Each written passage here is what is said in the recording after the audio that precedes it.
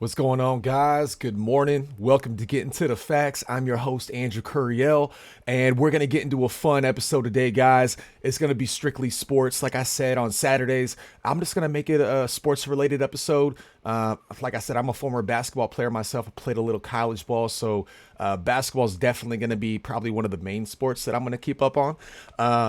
But I hope you guys like it. We're going to get into it. I don't know if you've heard, but we just had the NBA draft recently, and there's some exciting stuff going on with the new people getting drafted, especially when it comes to the number one pick and really the top three picks. So we're going to go into it and see what we got here, all right? But first off, we got the number one pick, Victor Wembanyama. He got drafted. This guy has been hyped so much lately, guys. He's 19 years old, 7'5" with an 8-foot wingspan. If this guy doesn't get hurt, he's gonna be nasty. He's got the skills of a guard, which I'm gonna show you some YouTube video here. We're not gonna have no sound because the last video I wasn't able to get the sound working correctly.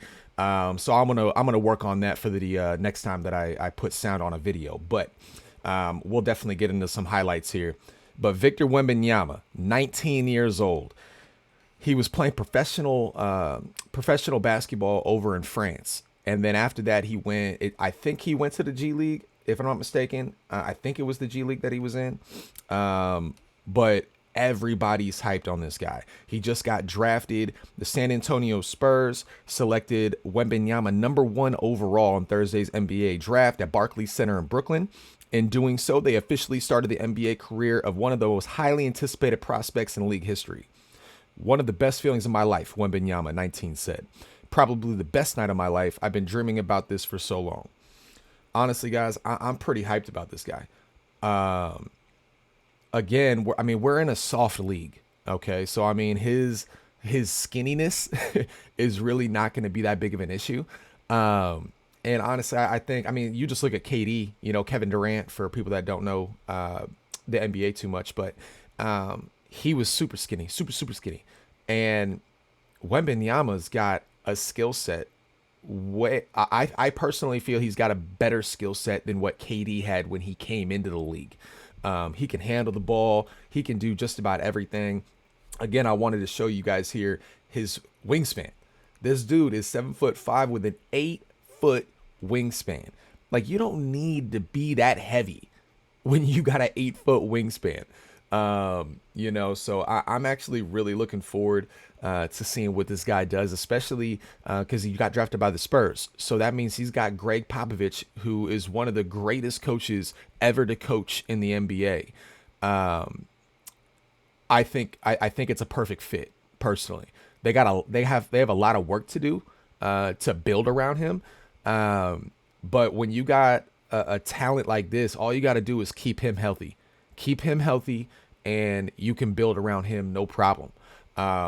So just so you guys can see, because usually when you see a 7'5" dude, you're like, oh, he's just a center, catch the ball in the post, let him go to work, that sort of thing. Maybe he'll do a little quick turnaround and face up and do like a little Chris Bosh type stuff, Tim Duncan type stuff. But no.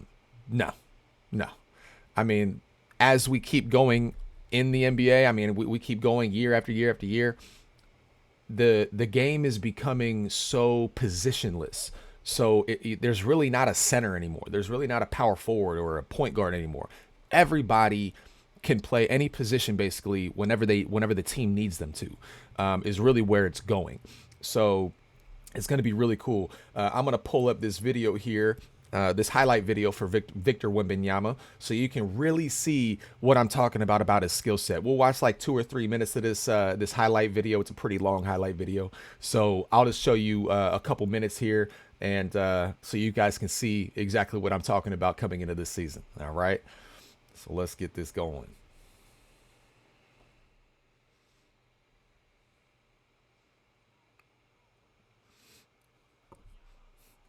All right, nice little lob. Look at this right here, guys. Dribbling like a guard. Uh,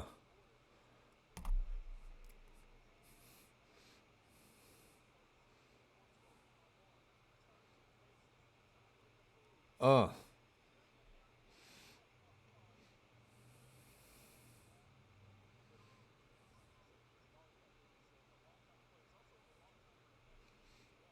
Guys, I don't know if you know how hard that shot is right there. And he's got defense. All right.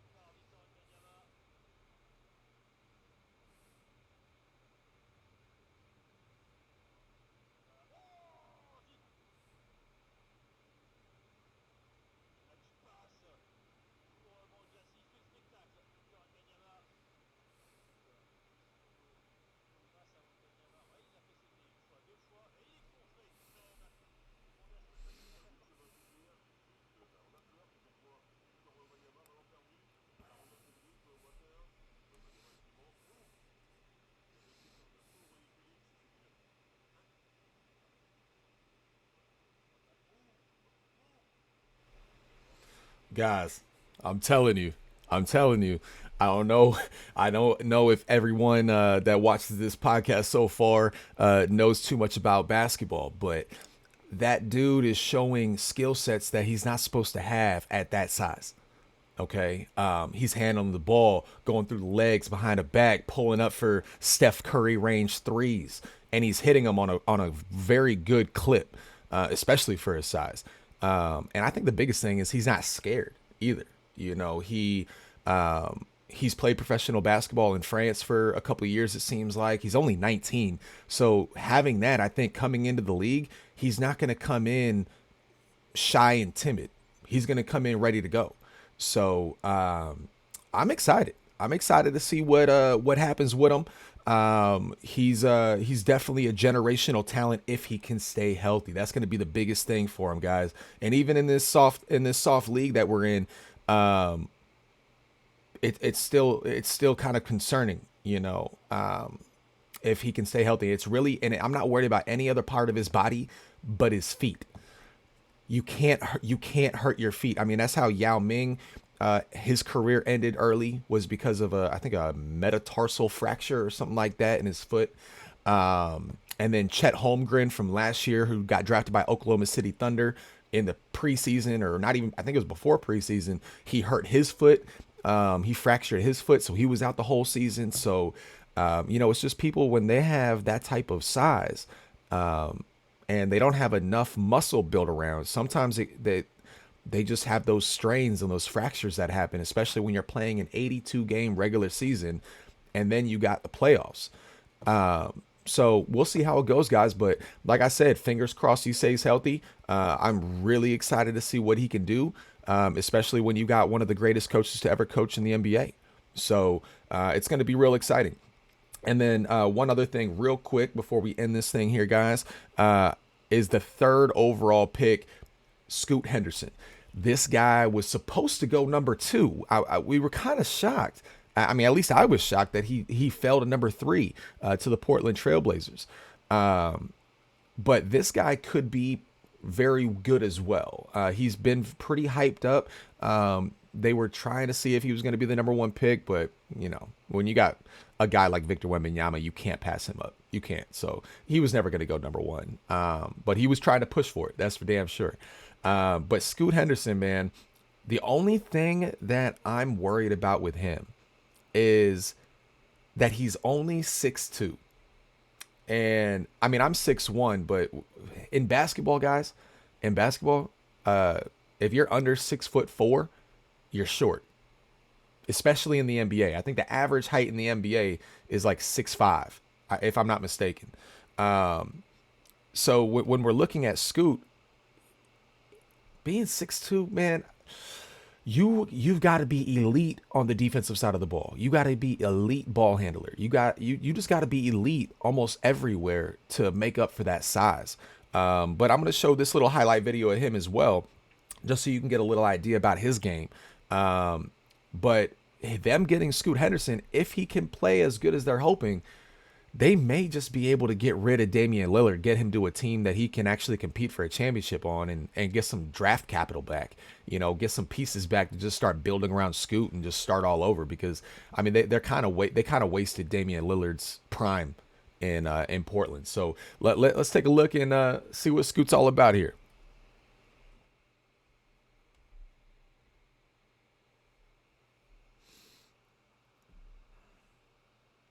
So he's very explosive.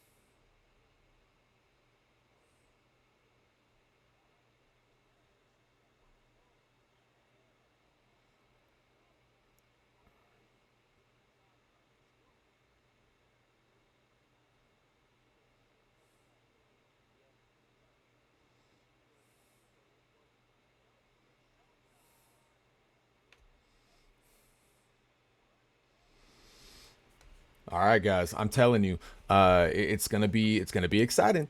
Scoot, I mean, he just showed he's got the defensive side of the game pretty good as well. His steals are not gonna be an issue with him. He's very explosive, and he's got to be at 6'2". He's got to be, but he's also built like a freaking brick stack house.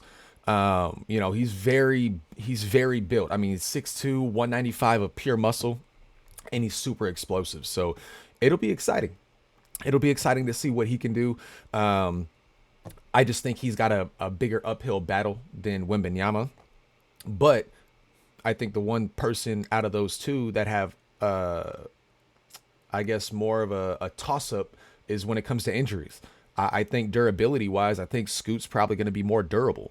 But you never know. You never know with this. I mean, the NBA is crazy when it comes to injuries sometimes. So we'll see how it goes. But really looking forward to the season.